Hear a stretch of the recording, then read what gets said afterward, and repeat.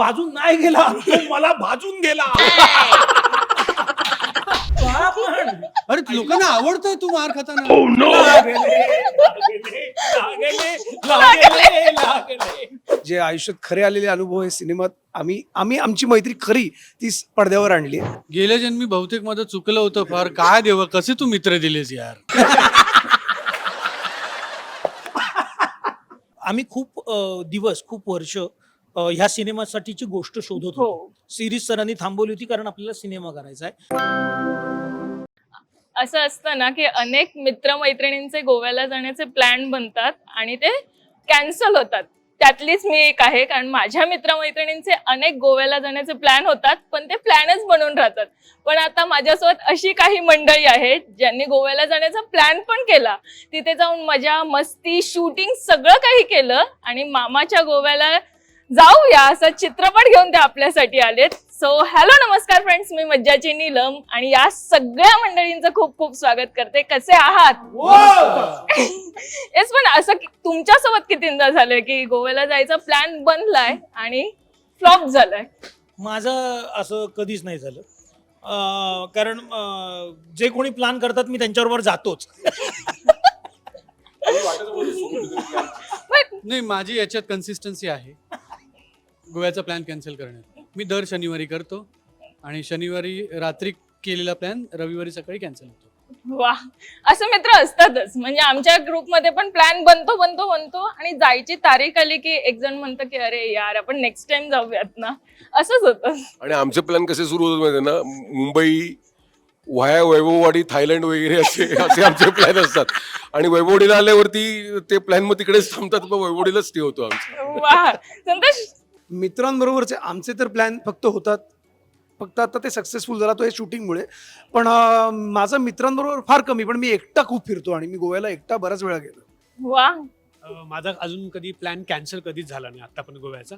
आणि मला असं वाटतं की खूप वेळा सरप्राईज देण्यासाठी आम्ही असं केलेलं आहे की मित्रांनी फोटो बिटो टाकले की आम्हाला फोन करून सांगितलं की मी इथे बसलोय आणि इथे खातोय आणि हे बिअर पितो आणि अमुक वगैरे, तर आम्ही लगेच हळू जायचो, फ्लाईट बुक करायचो, जाऊन पोहोचायचो, डायरेक्ट त्याला गाठायचो. त्याची तिसरी बिअर होईपर्यंत आम्ही तिकडे पोहोचलेलो असायचो. या लेवलला आम्ही मजा केली. हा प्लॅन आता खरं तर तुम्ही केला, मामाच्या गोव्याला सगळ्यांनाच घेऊन चाललेत. मला सांगा सर, याचं प्लॅनिंग कधीपासून केलं होतं आणि किती आता हा सक्सेसफुल तर झालाच आहे आणि आता प्रेक्षकांच्या समोर येतं, पण कधीपासून हे सगळं प्लॅनिंग सुरू होतं तुमचं? प्लॅनिंग खरं तर 2-3 वर्ष.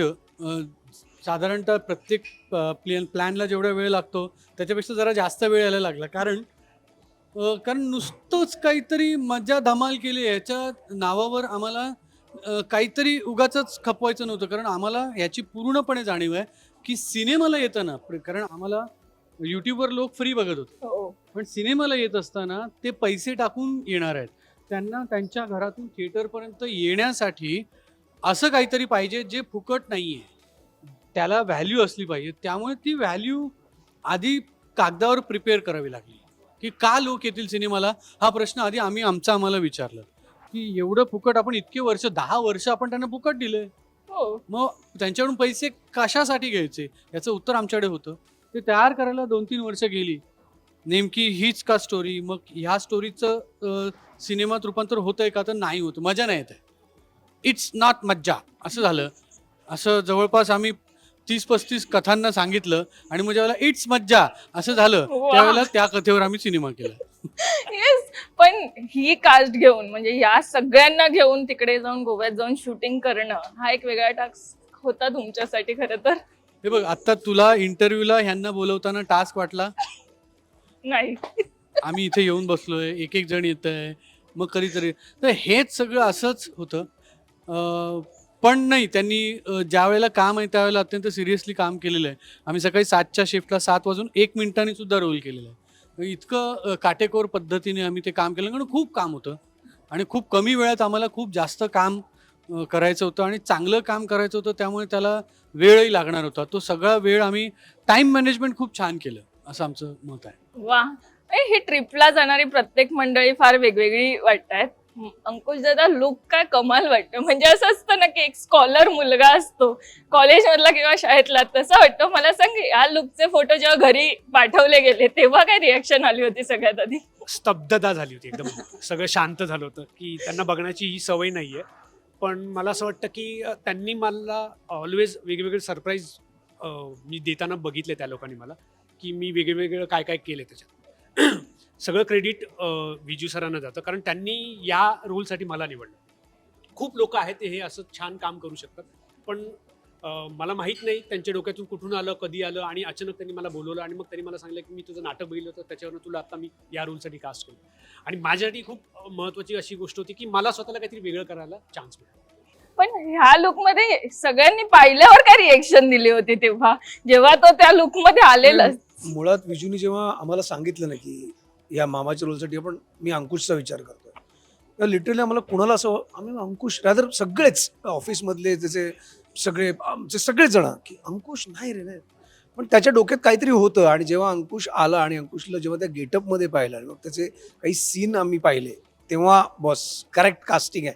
त्यामुळे एक उत्तम सिनेमा डिरेक्टर असण्याबरोबर तो कास्टिंग डिरेक्टर पण चांगला आहे. वा. पण स्ट्रगलर साला हे सगळ्यांनी पाहिलं होतं आणि यांच्यासोबत काम करताना एक वेगळं प्रिपरेशन करण्यात आलं होतं की मामा बनवलं या सगळ्यांनी चित्रपटात, जसं त्यासाठी काय प्रिपरेशन केलं होतंस? मला सगळ्यात मोठा टास्क असा होता की यांना स्ट्रगलर साला ऑलरेडी खूप फेमस आहे, लाखो लोकांमध्ये फेमस आहे, आणि ह्यांचे कॅरेक्टर पण खूप फेमस आहे. त्याच्यामध्ये फिट होणं खूप गरजेचं होतं. त्यासाठी थोडं प्रिपरेशन जास्त करावं लागलं. पण मला त्यांची खूप साथ मिळाली या गोष्टीसाठी की हे कॅरेक्टर कसं उभं राहिलं पाहिजे, कसं स्टँड झालं पाहिजे, आणि वेगळेपण कसं जाणवलं पाहिजे. आणि ह्या लोकांनी देखील मला खूप मदत केली की त्यांच्या एक्सप्रेशनमधून मला कळत होतं मी करतोय ते बरं करतोय, ते अजून चांगलं म्युझिक आणि ह्या गोष्टीमुळे होईल.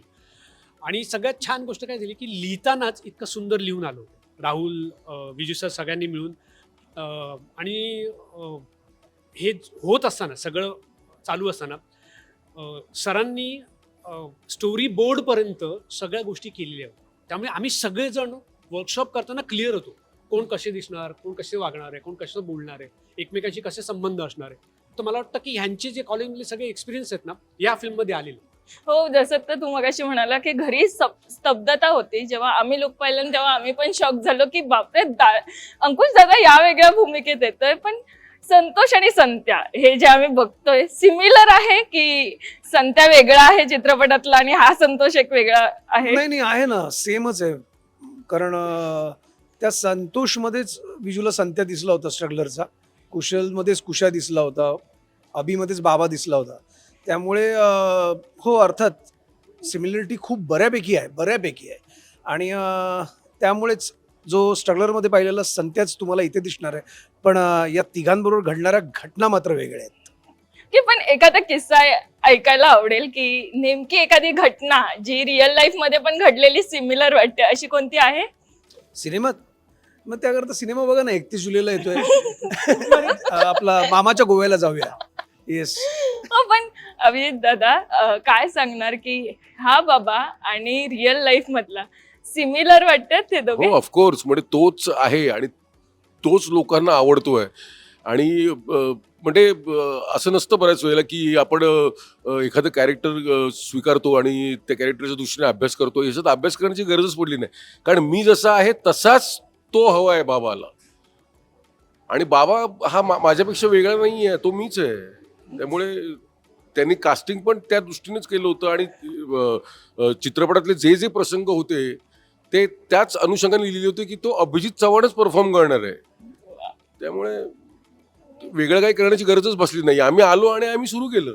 असं झालं ते. कुशलचाही झोन तसाच वाटतं. कुशल एकीकडे मला असं वाटतं की आम्ही खूप दिवस, खूप वर्ष ह्या सिनेमासाठीची गोष्ट शोधत होतो. सिरीज सरांनी थांबवली होती कारण आपल्याला सिनेमा करायचा आहे. काही गोष्टी अर्धवट लिहिल्या, काही पूर्ण लिहिल्या, पण ती रिअल लाईफ स्टोरी वाटत नव्हती. त्यामुळे त्या गोष्टीच्या आम्ही शोधात होतो.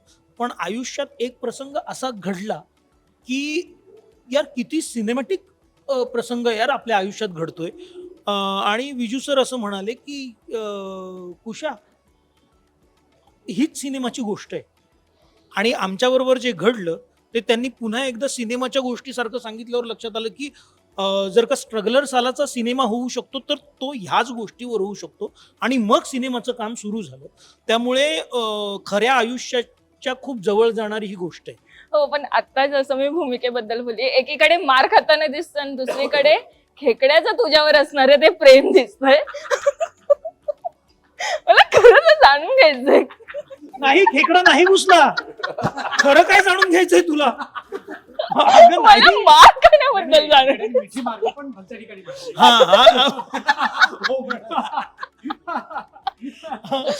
हा, काय जाणून घ्यायचं? हा, सांगा आता रिअल लाईफ इन्सिडेंट सांगा.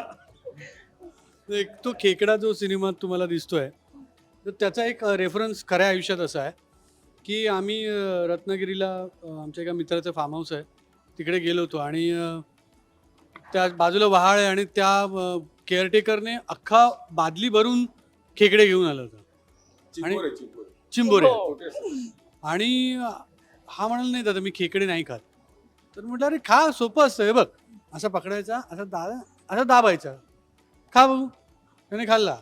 म्हटलं खाता आला? तो म्हटलं खाता नाही आला पण दाता आला. तर त्याचा त्या खेकड्याबरोबर दात बाहेर आला होता पूर्ण. तर एवढा त्याचा खेकड्याशी घनिष्ठ संबंध आहे जो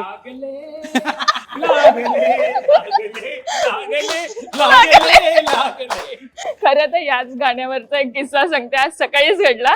इथेच असलेला माझा एक मित्र आहे, त्याचा आयफोन खराब झाला आणि तो आता अँड्रॉइडवर फोनवर आला. सो बाजूच्या बसलेल्या मित्राने पहिले हेच गाणं गायलं, लागले. बस बस बस बस, सक्सेस सक्सेस. Yes. पण मार खाताना दिसतो. किती वेळा रिटेक झाले आणि कशा पद्धतीने हा मार खाण्यात आला खरं तर. सगळ्यांना आहे ना curiosity आहे. सगळ्यांना तुला मार खाणं मग मी आता पुढच्या कुशल सिनेमात हे थोडं मार वाढवेन. हेच. अरे लोकांना आवडतंय तू मार खाताना. हो, पुढचा सिनेमा करताना त्यातले सीन वाढवणार आहे. असं होतंय खरंच. ते तुला आवडतंय बघताना? बघताना म्हणजे अरे ते मनोरंजन म्हणून बघताना फारच आवडतंय खरं तर. अरे ही कुठल्या पद्धतीची हिट्स मजा आहे? लोकांना मार खाताना मला आवडतंय. वाव, त्याच्याविषयी काय सांगाल? मस्त story. एक प्रवीण तरडेने अशी एक टिचकी मारली ना तरी उडून जाईल असं माझा देह. त्याने मला सणसणीत कानफडात मारली आहे आणि हे ह्यांच्यामुळे झालंय. कारण तो आधी खूप सावरून करत होता की इथपर्यंत हात येऊन जातोय, इथपर्यंत हात येऊन जातोय. तर हे म्हणाल नाही नाही, ते रिअल नाही वाटत आहे पव्या, रिअल नाही वाटत आहे. ते रिअलच्या नादात पव्याने जी मला वाजवली आहे ना, मी सांगतो. त्याच्या आधी पवनच्या आवाजात सांग ना, पवनच्या आवाजात काय काय तुला सांगितलं? ए कुशा, अरे तू घाबरू नको, मी बरोबर करतो. असा बाजून हात जाईल, पण तो बाजून नाही गेला, तो मला भाजून गेला.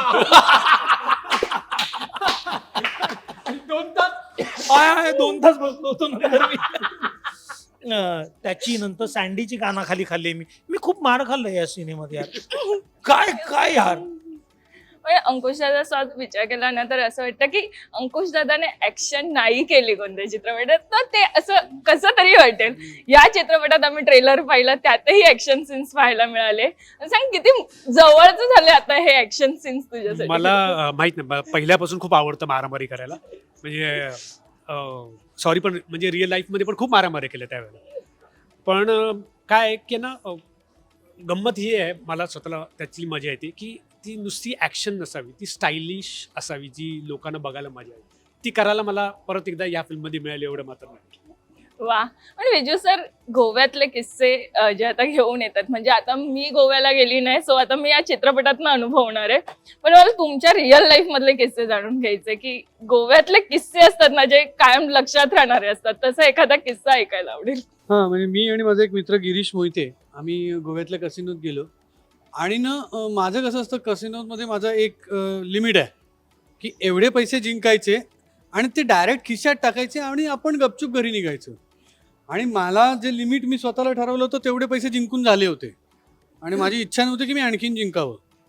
तर याचं काही संपतच नव्हतं गिरीशचं.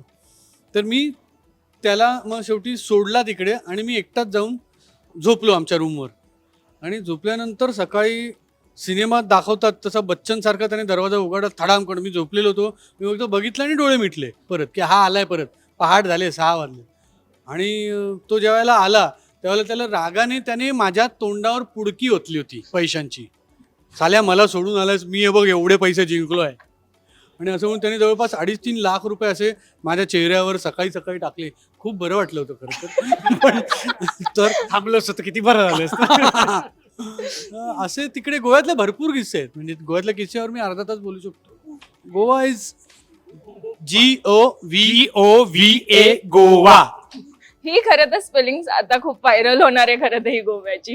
पण मला इतरांकडनं जाणून घ्यायचं, आत्ता शूटिंग दरम्यानचे किस्से ऐकून घ्यायचे, कारण की गोव्यात गेलात आणि मजा नाही केली. शूटिंग तर केलीच आहे, पण त्या व्यतिरिक्त मजा नाही केली तर काय केलंय असं हे राहणार आहे.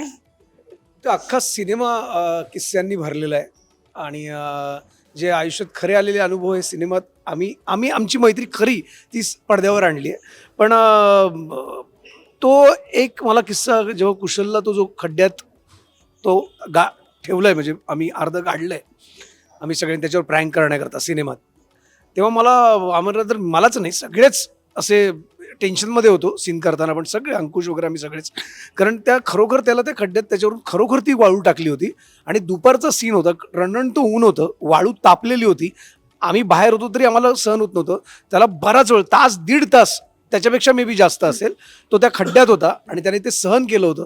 सो तो कडा आनंदाचे सगळेच अनुभव आहेत, पण हा अनुभव आनंद जरी त्रासदायक असला तरी तो आठवणीत राहणार आहे कायमचा. सो मला असं वाटतं की त्याचं डेडिकेशन आणि त्यांनी दाखवलेली त्याची तयारी या सिनेमासाठी आणि कामासाठी, सो रिअली आठवणीतला किस्सा आहे. दिस नाही आणि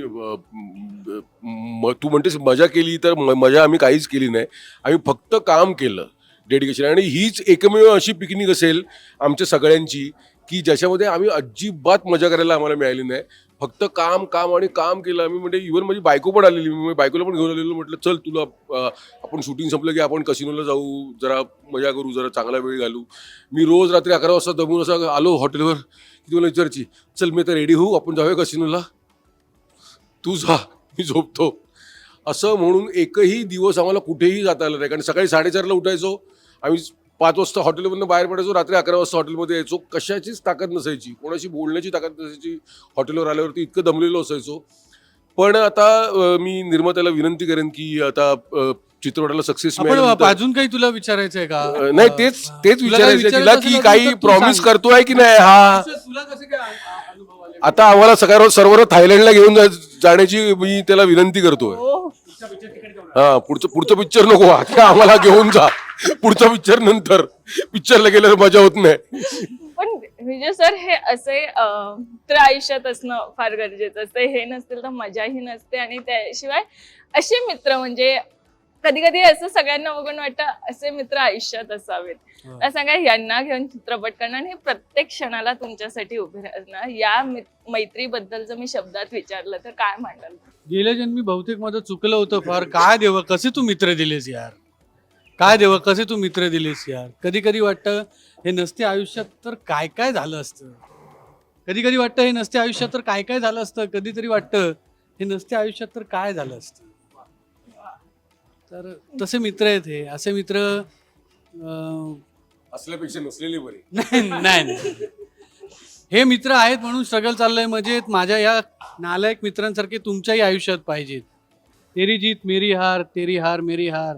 काय देवा, कसे तू मित्र दिलेस यार, असं मी सांगेन. दिस पण जेव्हा आता म्युझिक लॉन्च होता तेव्हा तुम्ही भरत दादांचं आणि केदार सरांचं नाव घेतलेलं. मला त्या मैत्रीबद्दलही जाणून घ्यायचं. ही मैत्री तुझ्या आयुष्यात किती महत्वाची आहे आता? खूपच महत्त्वाची. म्हणजे मला असं वाटतं की आपण नेहमी म्हणतो की आपल्याला आपले आई वडील वगैरे आपल्याला नाही निवडत आहेत, पण मित्र आपल्याला निवडता येतात. मला असं होतं की मित्रांनी आपल्याला निवडली ही खूप मोठी आयुष्यातली गोष्ट आहे. त्या ग्रुपमध्ये होतो, त्यांचा मित्र म्हणून या ग्रुपमध्ये आलो, या लोकांनी मला मित्र बनवला.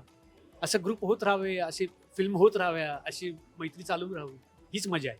येस, तस तुझ्याकडनं या मैत्रीविषयी जाणून घ्यायला आवडेल.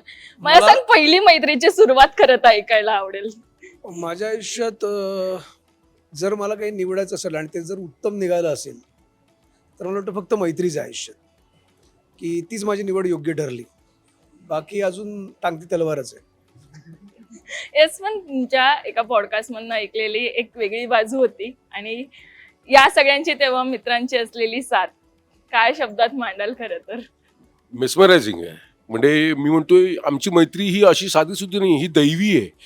म्हणजे आणि ही वेळ आम्ही स्वतःहून आणलेली आहे आमच्यावरती यांच्या मैत्रीचं ओझं आम्ही बोलवून आणलं. हा ये रे ये आमच्याशी मैत्री कर, ये रे ये, असं सगळ्यांना बोलावून घट्ट करून काय सांगू, आयुष्य बदलतच गेलो. हे जेव्हापासून आले तेव्हापासून काहीच त्याच्यानंतर सेम राहिलं नाही हो. आयुष्यात एवढी मोठी उलटापालट बोल. इतकी मोठी उलटापालट झाली, आयुष्य बदलून गेलं. हो. कुशल, मैत्री आणि हे सगळे माझ्या आयुष्यात मैत्रीला खूप महत्त्व आहे. मित्रांनी खूप सावरलंय मला, माझ्या कठीण प्रसंगात सुद्धा, माझ्या चांगल्या प्रसंगात सुद्धा. आयुष्यातले सगळ्यात गोड अनुभव माझे मित्रांसोबतचे आहेत आणि गेले खूप वर्ष, अनेक वर्ष हे मित्र सोबत आहेत आणि अजूनही आम्ही सोबत आहोत. मला आणि फायनली एखादं स्वप्न पूर्ण होतं ना, तसं आम्ही एकत्र पाहिलेलं हे स्वप्न आहे की आपली एक फिल्म असायला हवी. आम्ही वेगवेगळ्या सिनेमांमधनं एकमेकांसोबत होतो, पण एकत्र असे कुठल्या सिनेमात नव्हतो. सो फायनली आम्ही एकत्र बघितलेलं स्वप्न पूर्ण झालंय, जे 31 जुलैला आता तुम्ही आता हजारो लाखो डोळ्यांनी हे स्वप्न पाहता येईल तुम्हाला. येस, पण या ट्रिपला गेल्यावर असे वेगवेगळे मित्र असतात. एक असतो जो पैसे काढत नाही, एक असतो जो झोपा काढतो. असं जर विजू सर, तुम्ही आता सगळ्यांना इतके चांगले ओळखता, जर प्रत्येकाचे एक एक हे बघ, आम्ही तिघेही पैसे करायचे काढत नाही. त्याचं क्लिअर सांगतो सरळ. पैसे हाच ना, आम्ही कशाला पैसे काढायचे? म्हणजे काय प्रश्नच नाही. त्यामुळे आम्ही तिघेही पैसे काढत नाही. हा, झोपा काढणं वगैरे बाकी प्रश्न आहेत ते यांना विचार. Yes, पण तुम्ही प्रत्येकाची एक एक पोलखोल करावी. hidden आम्ही काढतो talent. पैसे त्याच्याकडून. हो, पोलखोल का करायचे? आमच्या तिघांची पोल एकच आहे.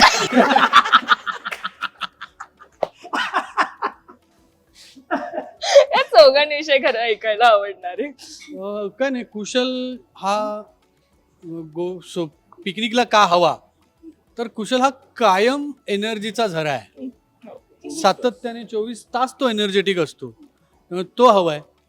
अंकुश हवाय कारण अंकुश असला की 4 सुंदर मुली आपल्या आजूबाजूला या ना त्या कारणाने वावरत असतात.